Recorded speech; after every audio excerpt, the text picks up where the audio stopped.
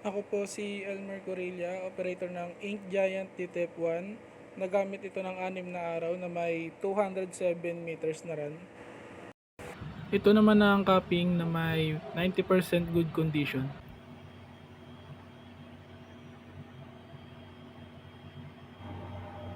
Head clean.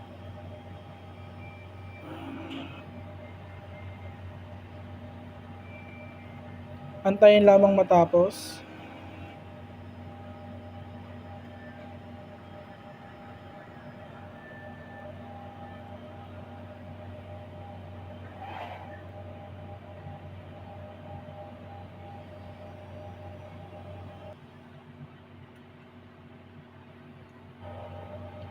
Sunod naman, nozzle check.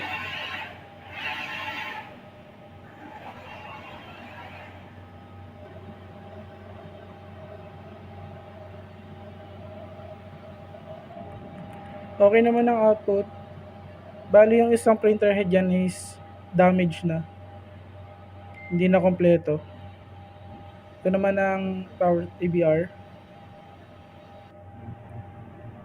Waste tank.